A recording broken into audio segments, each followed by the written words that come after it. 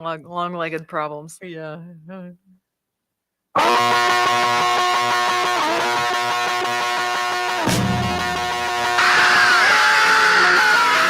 say you want a revolution.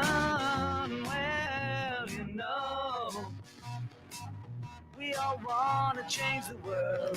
Welcome to Food Freedom Radio. I'm Laura Hedlund, a student of nature-led gardening and a person who attended an awesome event this week, the Food Eggs Idea. So joining me to talk about the event is Ellison Hahn, Executive Director of Naturally Minnesota. Welcome to Food Freedom Radio. Thank you for having me, Laura. Happy to be here. Yeah. So tell us a little bit about yourself, just why you got in this Sure. work. And Yeah, I'm a food scientist by trade, so have spent the last now 10 to 15 years of my career in the food industry. Spent time at both Land O'Lakes and Target, so some of the bigs in town, and then joined Naturally Minnesota in May 2020, so peak COVID. And Naturally Minnesota at that point was called Grow North. We rebranded in 2022 and joined the Naturally Network, which is a group of about 11 chapters across the country. It started with Naturally Boulder, now Naturally Colorado, but we're here to serve food and ag entrepreneurs. So we do that through about 40 events a year, and it's everything from ag tech through the value chain to CPG brands on shelf. And that is a lot of education and cohort programming to help these companies build their business. We also do one large networking event every quarter. We do farm tours and manufacturing tours. Everyone loves an adult field trip.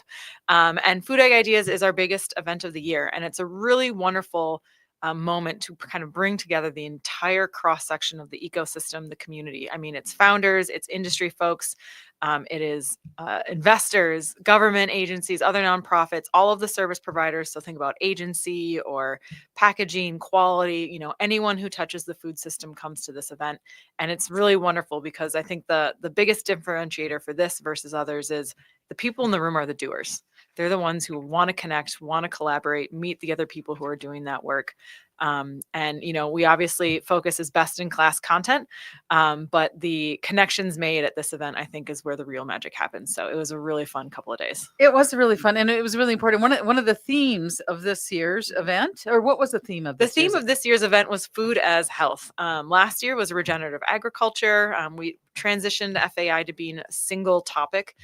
Just because we found we were able to get, really great speakers, really dive into something deep. And it would attract the right type of people. If it's all about that, the experts, the people who are wanting to learn more really come out for that. And we intentionally did food as health instead of food as medicine. Because if you're eating well and eating the way you should for your body, you maintain better health, and you don't need to eat healthy after the fact to curtail chronic disease. And so we really wanted to talk about framing it up as better from on farm to your plate. It's important to eat well and have it be good health. So eating food connected to health and well-being. Weird. I know. How crazy. Who'd have thought? So, some of the main takeaways. One is there's so many misconceptions about health. Two, this phrase was used frequently, plant slant. So eating more plants for overall health and wellness. So again, wow. And then the best dietary advice, and of course this comes from Michael Pollan: eat food, not too much, eat mostly plants. Yep. Eat food, not too much, mostly plants. I would agree. And, some of the other great quotes that I heard, one from the opening keynote from Dr. Arti Prasad was, tell me what you eat and I'll tell you who you are. And I think she did a really wonderful job of tying in the importance of culture and family and everything that shapes your food story. On Monday, we actually kicked off the event with a cooking demo, a plant-based cooking demo with Jenny Breen, who teaches food nutrition to doctors, which, if you don't know, isn't something that happens. It is not mandatory for doctors to get any nutritional training. And if you wonder, is that why my primary care physician never asks me that beyond the how many servings do you eat a day? We had Dr. Liz Clotis, who's a cardiologist, and she said, I guarantee you maybe one of you has ever had a real conversation with your doctor about what does a typical breakfast look like? What are beverages for you? What does a week of eating actually look like? And our primary care providers aren't trained to do that. They're trained to, write prescriptions. So it's a really interesting dynamic of lack of education from our healthcare providers to consumers who just get bombarded. And a lot of people are working right now to change that. And there's several speakers also commented on that, how the different medical schools are starting to incorporate nutrition. Thank goodness. Yes. So yeah, so the event started on Monday of this week, and it started at the Walker, and there was a wonderful fireside chat. So you want to talk about Yes. that part? We were very lucky to have Miyoko Schinner, the founder of Miyoko's Creamery, as well as Dr. Pat Brown, who founded Impossible Foods, fly in for a few days to spend with us. And they did a fireside chat with Armitha Pilstrom, who is on our board and actually worked with them at Impossible, or she worked with Dr. Pat Brown at Impossible. And what was really fun about this chat is because Miyoko and Pat know each other, because Armitha knew Pat, and we had a bunch of prep calls. And what's great is Miyoko talked about democratizing the food system. How do we make it accessible? And that's what really lit me up too, is when she was talking about democratizing the food system. And yeah, so because like in her newest book is how do we have 1,000 different vegan cheesemakers, not just the I'm gonna have the one brand and I'm gonna be the hero of the vegan cheese and I'm gonna corner the market, you know, I'll be the authoritarian vegan cheese Yeah. king. Yeah. They both have the same end game, which is how do we have more people eat more plants and live better because of it. But she wants to go about it through, figuring out localized food systems that help people on the ground, meet them where they're at, and make it accessible. And I think accessibility and affordability for food was something that was a through line for all of the panels and all the content. But Dr. Pat Brown, he's working on how do I extract protein from hemp leaves, because hemp is if you don't know, on the non-cannabis leaning side, it is an extremely fast-growing crop. It's a hardy crop. It has hemp fiber, which you can turn into clothing or rope or other things, and it's got a great protein source. And people don't often think about, the leaves and plants as being a great protein source, but when you think about it, some of the largest mammals on Earth, like elephants, only eat plants. And so for him, it's how do I extract that and make it into ingredients that can be used in products? So they come at it from very different angles, but they want the same end game. But it ended up with really, really fun banter on stage because they had no problem ribbing each other and being like, well, I disagree with that. Nope, that's wrong. So Well, and that's fine because we can disagree, and that really opens up truth. Yeah. 'Cause, I mean, it's multifaceted. Now, both of them also shared that they were not going into this to create a business, and both of them successfully sold their businesses. And both of them are now looking at the next phrase, which is not to build a business to sell it, but to build a thing more aligned with their values and their aspirations for life. Yes, I think Miyoko's story was really around how do I make things better for myself, friends, and family, and so that's where her creation story came from. Her Miyoko's Creamery, and Dr. Pat Brown, he's a researcher at heart. Reading his bio, I mean, he's got like a UN Medal of Honor, an American Cancer Society medal, like he did rotavirus work with HIV. I mean, he's an incredible researcher, and so I think for him, Stanford yeah, researcher. currently teaches at Stanford. Miyoko teaches at UC Berkeley now. I mean, they both, they really wanted to create and help the world in different ways. And he I know realized that, hey, animal agriculture is a huge contributor to greenhouse gases, to not great land usage at times. And so part of his work is how do we develop proteins that can sustainably feed the world. But the other part is actually on an ecological side of how do we rehabilitate lands that have been used for animal agriculture. And he even said, like, we're working on, we don't know.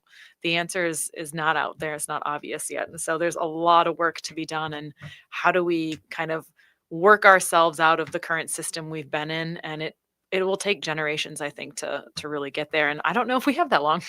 Well, and that's, I mean, it was wonderful and inspirational to see these people because again, Dr. Pat Brown, Impossible Foods is a common brand now in the vegan space, and just his concern was sustainability and knowing all the facts about dominant factory farming agriculture, which is 80-90% of the agriculture. So we're not talking about the regenerative animals on the land because but when you have factory farming and you have animals in tight spaces, that causes all sorts of more ecological consequences. Yep, and that was highlighted in Dr. Sue Clapholtz's talk. So she spoke at Purist Protein headquarters after Miyoko and Pat spoke at the Walker. And Purist Protein is an incredible local company that had been in business for 40 years. It's now run by a brother-sister team, Nicole Atchison, Tyler Lorenzen. And they're a pea protein company, and they grow, process, create products, and create ingredients. And if you think about almost they have a wall of products at their HQ that their ingredients go into, and it's pretty much every plant-based brand you can think of that uses pea protein. So they're out there, they're doing great work.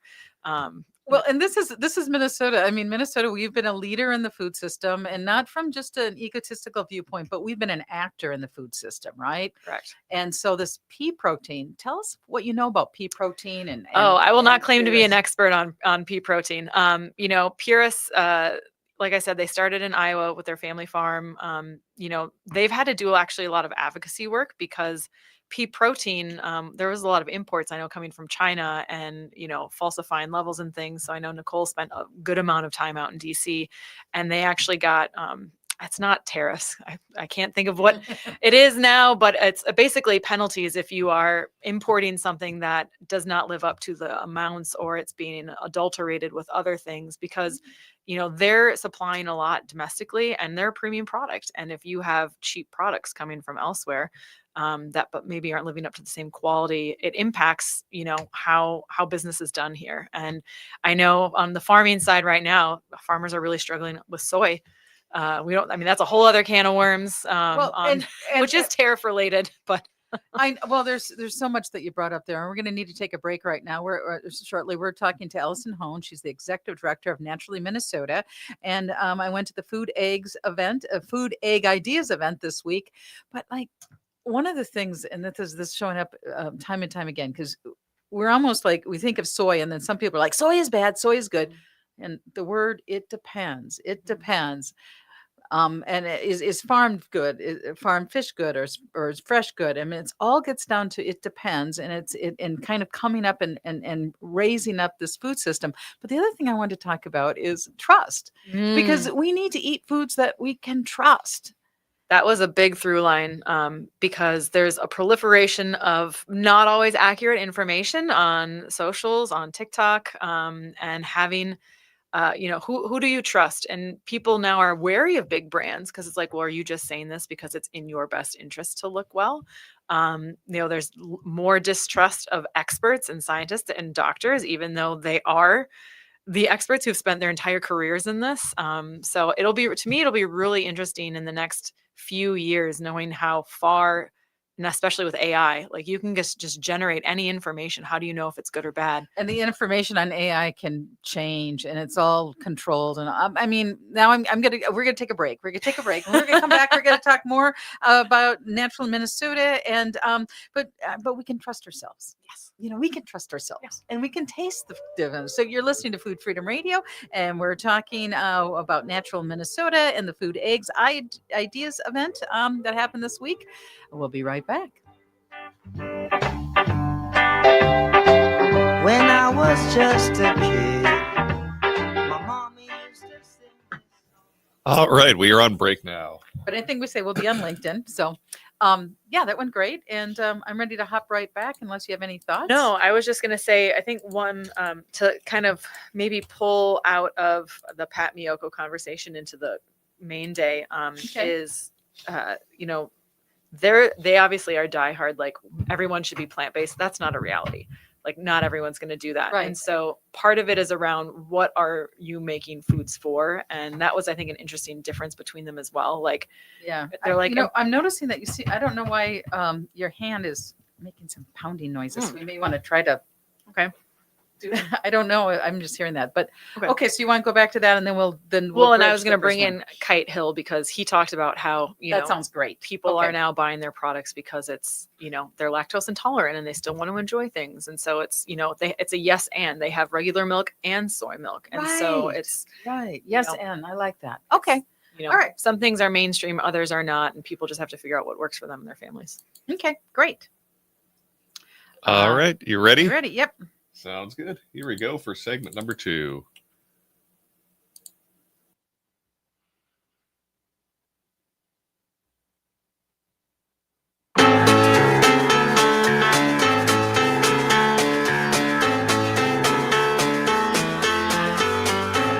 So welcome back to Food Freedom Radio. I'm Laura Headland, a student of nature-led gardening and a person who attended an awesome event this week, the Food, Eggs, Ideas event. And inviting and with me right now is Elson Hone. She's the executive director of Naturally Minnesota. So welcome back. Thank you. Okay, so the event started on Monday at the Walker. And what else did you want to say on that? Oh, well, I was just, Monday was very plant-based focused. And I know if you're not vegan, if you don't have a plant slant, it can seem very overwhelming, very demanding of like, you must become You're vegan. bad. Yes. And what I think is interesting is that, Miyoko talked about the adoption curve of their early adopters who are going to be really into what you're doing. And then, obviously to be successful in the food industry, you do have to reach a certain level of scale. And so Impossible really pushed for that full scale to make it financially successful because you have investors you have to answer to. And I think the reality is we know, I think vegans only make up a very small percentage of the population. There are flexitarians who will lean in, lean out. But one of the things that was talked about then and also on the main day of content, and that included CEO Dan Stangler of Kite Hill, was that, their product was actually, Kite Hill is also co-founded by Pat Brown, believe it or not, and Tall. And that's a vegan yogurt. Yogurt, cream cheese, vegan dairy company. And what they've found in listening to their consumers and the market is that it doesn't need to just be for vegans. There are a lot of people who have lactose intolerance. And so there are people who still want to enjoy dairy and dairy-like products. And so that's really where they've started to lean into being like, look, if you still want to have cream cheese on your bagel, but you don't want to have a tummy ache later, like have some Kite Hill cream cheese.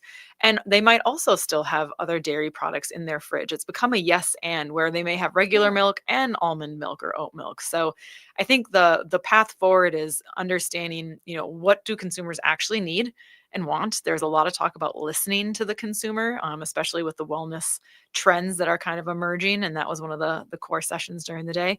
But then, what's going to make it easy for people to say yes to better for you options? So that was on Monday. And also on Monday, there was some companies that were highlighted. Like, yes.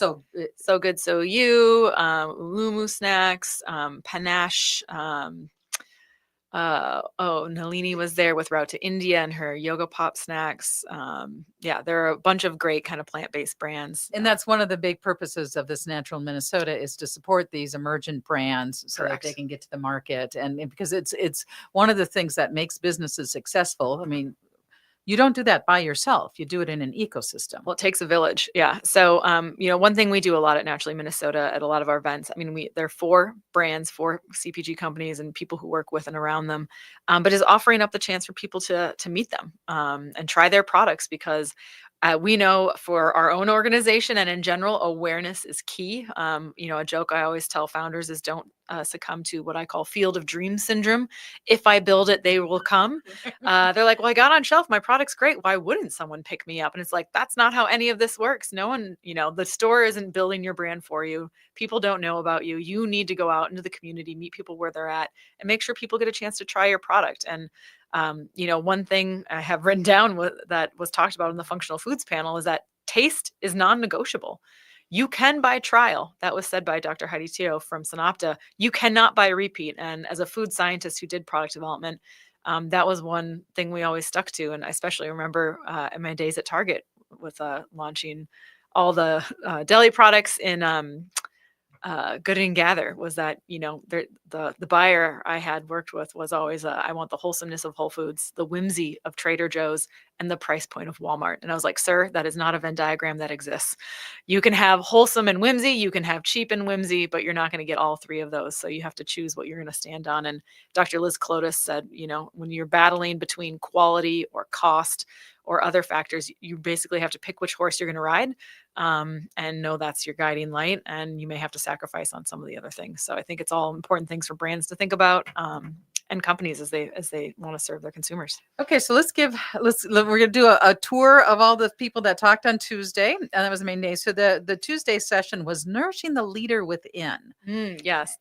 that was our kickoff. It was a breakfast session with Carlotta Mast and Kate LaBrosse, who were representing the leadership and culture practice for Beyond Brands. And Carlotta actually used to run New Hope, which runs Expo West. So she is a titan of the industry. She's also the board chair for Naturally Colorado. And Kate LaBrosse is actually local to us. She's on our board. She's also the board president and chair for all of Naturally Network. And so just two real powerhouse women. And this was a really interesting way to start. So so people were we did a mindful practice to stay in the present moment, and I love this explanation. So presence, you're tuned in, and you're feeling an undercurrent of calm and steadiness in the body and clarity in the mind. Something we all experience every moment of every day, right? So, but that's the presence. And then performance is that temporary rush, and you can be effective there. And then there's the panic mode, which, when do we experience this? A point of exhaustion, reaction to stimuli, heightened anger, fear, or sadness. Yeah, it's not that doom scrolling and bed rotting we're all doing, trying to cope with the daily horrors. But to have it laid out like that, okay. And so how do I move myself, and how Mhm. do I feel that calmness in my body? And why is that important in a business perspective? Because aren't we supposed to be this way? No. Right. Yeah. I mean, I think what's really wonderful is, there's a culture of hustle. There's always someone doing more, doing better. So there's this immense pressure to do it all. And I think people are really starting to realize, like, look, you can't do it all. There's always, like I always tell people, no matter who you are, there's very few people in the world aside from like elite athletes and others who are at truly the top of their game. There's always someone doing better, like doing more, doing whatever. And so for you really need to focus on, what is my goal? What am I working on? And take that time. And the mindfulness practice was really around like deep breaths, getting your nervous system calm, preparing your mind, preparing your body. And part of it was preparing your body to receive nourishment if you're actually going to eat and improve digestion. But, as you're going into important meetings, as you're going into a presentation, or going into a day where you're going to try and learn and connect with folks, it's how do you calm and clear your mind and be ready for that. And so And bringing that pattern to your food habits, and experiencing more of that calm undercurrent and steadiness in the body, and being aware of it. and not ignoring, I think, when you're in the panic mode, we tend to just push through because there's work demands, there's friend demands, there's children demands, everyone's on the go, and rarely do we have time to just, sit and listen to your body of like, what do I need? And then we're time crunched, so you stop it. What I thought was a hilarious term, food cesspools, as it was referred to, which is instead of food deserts, they called it food. I can't remember who called it this, but it was food cesspool, which is it's only convenience stores, it's only fast food. Foods that are highly formulated, not highly processed. I think that was another interesting nuance from the ultra processed food panel. That are empty calories. They're not nutritionally dense. They're not going to make you feel good after. Another quote was that I loved was, food talks to your genes and it tells your body what to do. And if the food quality is low, your body is going to get bad instructions. So Yeah, we're going to take another break soon, but yeah, one person showed this bag of Cheetos, and she said, this is really the perfect food for your body right now. Not from a nutritional viewpoint, but from this. that was Dr. Liz Clotis, the cardiologist, and she's the CEO of Step One Foods, which is a product that if you eat 2 of their foods a day, it is clinically proven. They did the Mayo Clinic trials to prove it, to lower your cholesterol. And I think their average was 9%. The best they had was 36%. And it's for folks who either don't want to go on statins or, don't, want to try to eat their way healthier. And she said that change happened within 1 month, which is pretty incredible. I did a show with her maybe 5 years ago. I can probably link to that show. So if someone wants to go on the Food Friend Radio, we can also link to that show that we did earlier, because yeah, she was a dynamo. I really loved everything she said. We're going to take a break. We'll be right back. We're talking about the takeaways from this week's Food and Egg Ideas event with the Executive Director of Naturally Minnesota, Ellison Hone.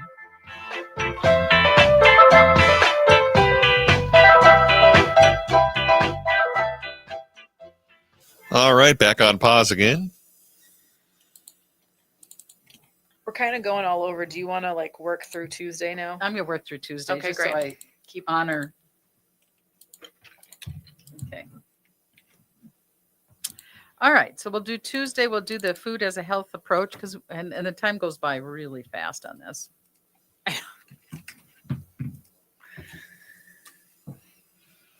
Yeah, the other quote she said that was funny was, "We are the most intelligent species on the planet, and we don't know what to eat."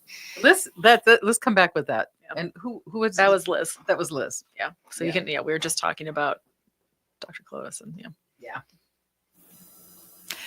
I'd be ready, Brett. All right, sounds good. Here we go for segment 3.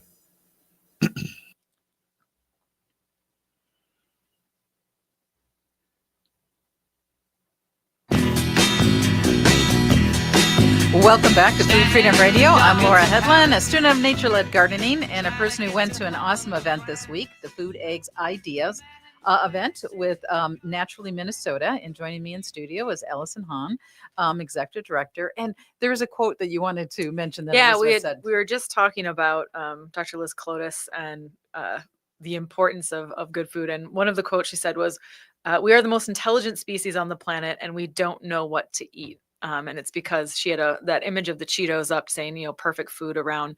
It's brightly colored. We're drawn to color. It's crunchy. It's salty.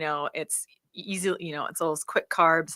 And, that kind of goes back to one of those core panels, which was around ultra processed food and there being a new standard coming out from the Non-GMO Project. And a lot of the conversation was around the difference between ultra processed, because processing is not inherently bad. We, started pasteurization, which is a process to make our food supply safe and easy, good to eat. But it's ultra formulated, or as I like to call, nutritionally devoid foods. And so, this is a really interesting one for me personally as a food scientist, because a lot of people like to vilify big food of saying, you're just formulating to make me addicted and to do this. And as someone who spent 10 years doing product development, never once was my end game like, how am I going to, sitting there like a, evil formulator of how am I going to make someone addicted to this today? You formulate and you develop products and you do sensory testing, and people rate those products and pick the ones they like the best. Now, are those ones that maybe end up with higher fat or sugar or whatever? Potentially. Right. But that gets as an animal, the sugar, salt, fat. And I've seen this also in my dog too, that my dog will also eat sugar, salt, fat, right? Delicious. We are hardwired from the olden days to seek those foods out. And then trying to update. So let's talk about the panel, The Future of Food as Health in a Systems Approach. Yes, our opening keynote, which had two local doctors, Dr. Arti Prasad and Dr. Maggie Adamek from Blue Zones. Dr. Arti Prasad's from HCMC. And then we had Matt Herrick, who is the SVP from the International Dairy Foods Association, but previously served in both Obama and Biden's administrations in a communications matter. So he really was able to bring in the policy approach and kind of give some updates on MAHA, which has, as he said, is a political movement. Make America healthy again.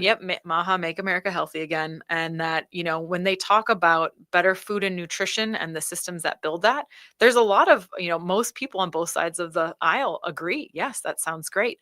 The thing he did say is that once you get into vaccines and medications, then it gets very, very polarizing on the support. And so for folks just listening in, he'll say that at the federal level legislation, there's not a lot happening. I think he said there are 120 bills across the U.S. at the state level. And so if you're interested in what type of activity is happening around MAHA or better food and nutrition, go to your state legislature to find out. But a lot of them are around schools, products that go into schools, making sure kids have healthy foods. The other thing he really brought up, which I think is really important, is around SNAP and WIC, and that legislation now is around how do they restrict what you can do with that. And instead, it really should be around incentivizing. How can they provide more incentives for people to purchase fruits, vegetables, good protein, dairy, even good dairy products, instead of saying, nope, you're bad if you buy soda or some of these things. Right. And that's, that's great, Parent. Next week, I'm going to have Andrew Zimmer on, and he actually had worked a little bit on national food policy and, of course, did Vazara's Foods. But one of the things he said in the interview that's going to air next week is that it really would not cost us very much to eliminate childhood hunger. Which is really sad when you think about it. If you ask anybody on either side of the aisle, they'd say, yeah, we should be taking care of our own. We should be taking care of our children first. And we have enough food in the world to do that. It's produced 30 to 40% of food in homes, especially, goes to food waste. So another conference actually that was happening this week was Reuters Transform Food. We did a joint networking event with them on Tuesday night with their attendees, which was an awesome, cross pollination. And one of the speakers they had, I heard, was from Nest, and they're working on an in-home. I think it was around dehydrate or something, where it's like, how do we get food waste out of garbage and do something positive with it. So don't quote me on that, but people are trying to think about how do we mitigate the immense food waste that happens in this country. Yeah, that's and I love the Hennepin Healthcare doctor, and I was sitting next to her, and we had a beautiful conversation about her mothers, but this idea then that food is more than, and this was another theme. It's more than just calories in or something like that. The food is it's deeper than that. Yep. It's food stories. It's how you were raised. It's how you congregate around the table. I know she talked a lot about the intentionality you have while preparing food, and that it's meditative, and that, how do we prioritize good food and preparing good food? And I think what's interesting about that, the nutritional density people talked about, and this ties into the next session of the day, Living Better Longer. And it was really around trends and insights. We had folks from NIQ, which is they are able to do trend prediction and look at all the data from stores, as well as an agency. And this is where we had Alyssa Vesio from Whole Foods. She's the SVP of all of Center Store. So someone who's innately in tune with what's happening in the good food wellness space. And one of the main level setting there was for products that are coming out these days. It used to be about removal, less allergens, less sugar, less fat. And now we're into addition phase, more protein, more fiber. They made the joke about Starbucks having their, protein foam now. And it's like, did anybody ask protein if it wants to be in all these things, Well, and there's a lot of skepticism about that. Maybe Correct. because of that. But there is also this idea of holistic medicine that honors wellness. And there's some, and then we can talk about some of the small local vendors, again, the Yoga Pops, and then the person that was doing something with mushrooms and sea moss. I mean, there's some really cool local companies that there's Botanical Lucidity. We had another innovation showcase. So they do kind of like teas, like latte teas that you can do with different things. There was a matcha, St. Mew, righteous minerals. That St. Mew's. I mean, this was so sweet because the other thing about St. Mew's, we have a partner, Nicolette Macaroons, which was actually at the conference. So that was great. We had their macaroons, and they do commercial kitchens. And so St. Mew's uses their commercial kitchen, but he also donates 2% of all sales to the Foundation for Social Connection. Yeah. And which makes a lot of sense. There's so much about rituals with matcha and other beverages like that. And so it is about social connection and how do you do that? And, Dr. Maggie Adamak on the opening keynote in that systems approach is from Blue Zones and is a national food policy expert. And Blue Zones has 9 pillars. And Dr. Clotis in her closing keynote referenced some of them. And, a lot of it's around connection. Do you have good social connection, friends? Are you having joyful, happy moments? Are you moving a little bit? And then, are you eating generally well in that plant slant? So I'm driving from the drive-through and then eating in the car while I rush over here, right? I mean, but that's the sad thing about that is the way that a lot of calories are consumed in this country. So let's talk about the Living Better Longer.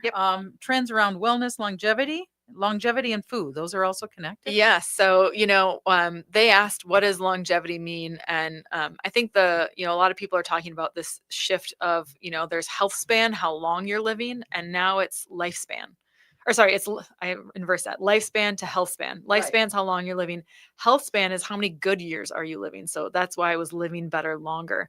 And, products out there are really going to be moving towards the optimization phase where it's, you're getting better evidence-based health outcomes based on what you're doing.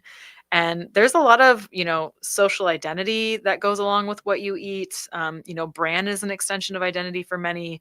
And, trust these days, knowing anyone can say anything at any time, is being built through transparency and accountability. People want to know where their food comes from, how it's made, and who's the person behind it, and do they identify with them? Do they trust them? And that can be really hard to do because trust is hard to gain, but easily lost. People will be quick to vilify you and cancel you if something comes out that doesn't align. And that whole evidence-based outcome, and this is something else that Step One Foods founder talked about, is that she risked the company to get the evidence first, so that Mhm. they partnered with Mayo on that, so because people are craving that evidence base. But again, it's more that food now needs to multitask. It's not just fuel, it's a multitask. And then and the people joked about it throughout the night. There's been this obsession with protein, and which is, protein's needed, so we don't say anything bad, but a lot of people were kind of joking about that, because it's time to maybe move into fiber and Yep. other. Move over protein, move in fiber. But everybody's looking for that added benefit, the plus plus. My calories need to work harder. What I'm eating, that nutritional density, the benefits that go along with it, and in the functional foods panel, they talk about structure function claims, right? Like, an okay claim is this: it has 21 grams of plant powered protein. That's just a statement of the source of your protein. What you can't do is say this will lower cholesterol by X points unless you have the data to prove it. And so, small brands often will start putting structure function claims out there, and they don't really get their hands slapped yet because they're so small. The FDA doesn't care about them yet. But if you get big enough and that's what you hung your hat on, and you don't have the studies to back it up, that you will have to remove that from packaging. You could get sued for it. And so it's really important for brands to think about, how do you build the claims on your product? And the problem with running tests is, I think Liz talked about it, it was 5 years of them doing, like, not a big study, but it just takes so much time, so much money, and energy to structure it and bring the right people in, and that most people don't do those type of studies. And so thinking about well-known ingredients that maybe have some studies around it, but it's not just the ingredient, it's what's the vehicle it's coming in. Well, and this is the complicated thing, that I mean, it's not just the ingredients, not soy or good soy, but it's the soil that it was grown in. And I know, like the BioNutric, there are people that are trying to find ways of really getting into that depth. What is this nutrition? And that also has its own challenges. But And that was actually referenced last year at the Regen conference, because it's really hard right now for people to find enough of a WIFM for that premium price point for Regen products. And nutritional density is one of those things that's coming out to show promise. One company we had last year, who's also been in programming of ours, is Thousand Hills Lifetime Graze Regen Cattle Company. And they just sent meat off for a study, and it was shown that the ratio, I believe, of the omega-3 to omega-6s, which normally omega-3s are good, omega-6 is not as much. And red meat often has a lot of omega-6, not a lot of omega-3. And the ratio difference between conventionally raised beef, which is like 40-1 of 6-3, and theirs was like 2-1. So the profile, the nutritional profile of their product is that much better for you. And so I think that's where these companies need to think about, how do they communicate that? And what's better for us individually is also better for the planet. So, because when you have and better for the animals, when the animals are on the ground doing what they naturally do, just like the buffaloes did here for millennium, and it makes really deep topsoil. And so this idea of just concentrating all the animals in a small area, and what the animal eats affects us, and what the animal eats, the soil that it eats. I mean, it's that was another message that was reiterated across multiple panels, was, what's good for you is actually probably good for the planet. It's probably good for the animals on the planet. And so again, it seems so simple, right? Just, eat real food. And I think real might kind of take over as from natural as this like buzzy term. You see, but going back to the packaging. Cheetos, I mean, it had real cheese blasted on it too. So, but you're listening to Food Freedom Radio. Pleased to have Alice Hahn. She's the executive director of Naturally Minnesota, and we're all talking about the Food Eggs Idea event that happened this week. And have a food system grounded on well-being. What a revolution! Yeah, Who'd have thought? I mean, nice presence, calm. I know. If only. If only. We can do it. We can do it. We're on our way. Yeah. Satisfy my soul, baby.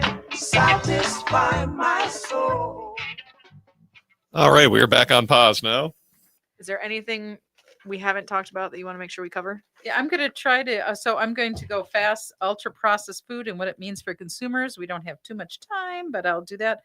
Functional foods, Yeah, I think we covered a lot. We've jumped around. It just hasn't Which is been fine. in chronological order, but That's no problem. yeah. Research on fat, that was kind of an interesting one. And we have only 8 minutes left. And then I want to make sure that when we talked a lot about step one foods. So, all right. And then did you want to do a shout out for the bowl stuff and anything you Oh, wanted to bold shout growth out? program. Yeah. And maybe Yeah. our Root for Good. That would be really wonderful. Root for good and Yeah. that. Okay. So We can end with that maybe. we can end with that. Yeah. All right. So I'm ready to hop back in. Well, I think the one thing on the new standard was the current business model favors 24/7 convenience and consumer demand. And we've kind of alluded to that. So but is that also which? that was on the ultra processed food. Okay, one. great. So I'll let you come back on that. Okay. All right, you ready? I'm ready. Sounds good. Here we go.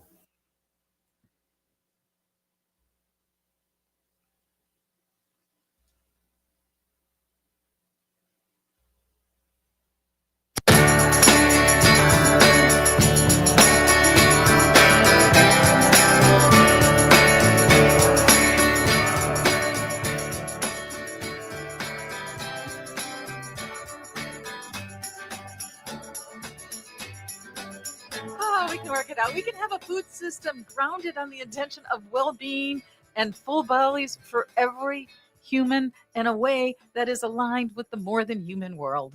I love it. I do too. So we had a great conference this week, and one of the panelists talked about ultra processed food and what it means for us. Yeah. So ultra processed food, or UPFs, is really becoming a hot topic. And Maha's actually raised this up, which is great from an awareness standpoint. I think that was the consensus was, happy that it's more mainstream conversation.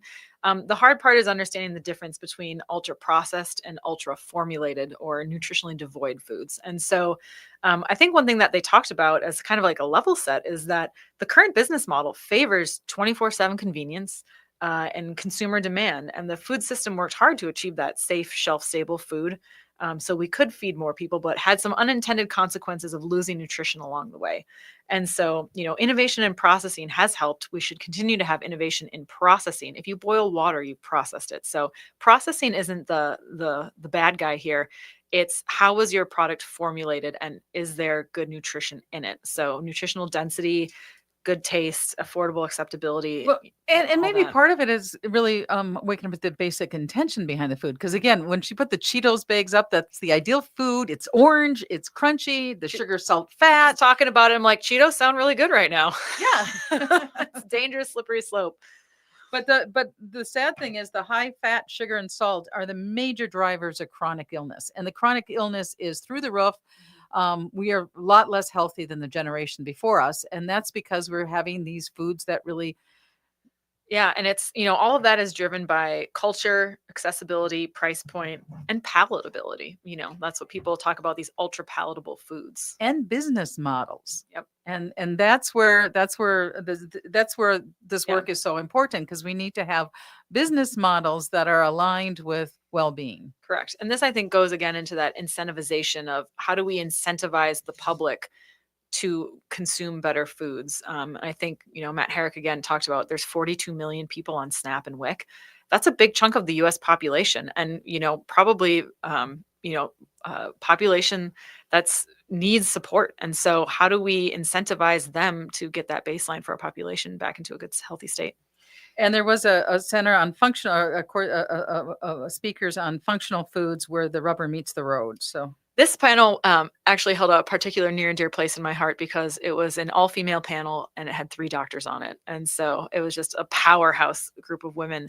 And, there's a couple of things. There's functional foods. You can, a lot of people talk about adaptogens or collagen or, things you add in to be functional, or how do you make your product so it releases good nutrients and has good functionality when you eat it. And that's, talking about the delivery vehicle. So there's a couple different ways you can think about that. And so it's, again, important to educate consumers with accurate information and build products that, they talk about nutrient stacking, right? So that's that plus. What benefit aside, it's no longer just food as fuel. We're moving into this optimization phase of like, what all does this product do for me? I have, a number of need states. I have a number of eating occasions throughout the day. And I'm not just going to grab any old granola bar. I'm going to grab a bar that does this, and this for me. And it's, cognitive health. It's, stable energy, whatever it is that you're looking for. And one thing was mad at is the need for radical honesty. Yeah, and that goes back to that transparency and trust. And are you listening to your consumer? Do you have the authenticity? Again, this is where the Starbucks cold foam or protein foam came in, where it's like, does that make sense? Does that seem like an authentic place to put protein? Like going back to Kite Hill, and Dan talked about dairy inherently, like the major macronutrient is protein. So it makes sense to have good protein. And he said their fastest growing product right now is almond Greek yogurt that's got I can't remember the amount of protein in it. I mean, it was 20 grams. I don't know. But I mean, that people are reaching for that because they want that protein. And if you're a woman of probably any age, but definitely in the 35 to 50 range, you're getting bombarded with notes about, are you eating enough protein? And you better pack it all in throughout the day. So, Well, and this is one of the other details. Someone said it's 75% vegetables, but the other sad fact, someone had a chart up there, is only 2 or 3% of us even get the 5 servings of vegetables a day. yeah, I think Dr. Liz Clotis said you should be eating 30 plants a week, and plants do include herbs and spices. So, Yay. so yeah, I know you can pack a lot in that way, but, and there's actually a couple of books out there of how to eat 30 plants a week. It's sitting on my shelf right now at home. Have I read all of it? Nope. Have I made anything out of it? Not yet.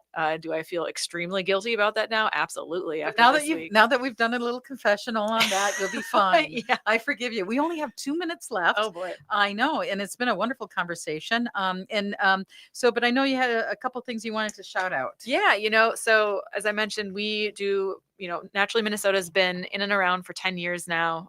One of our major programs that we do in partnership with AURI, the Ag Utilization Research Institute, and MBOLD, which is a coalition of all the major food and ag companies in this town, is called Bold Growth. And it's a program, it's an accelerator for later stage companies that are in sustainable protein. So that could be anything from alternative plant-based fermentation, animal feed, or even more sustainable grown beef or chicken. And actually that was the program Thousand Hills was in. And we have applications open to join this program. It is pro bono, sustainable protein, 9 months long.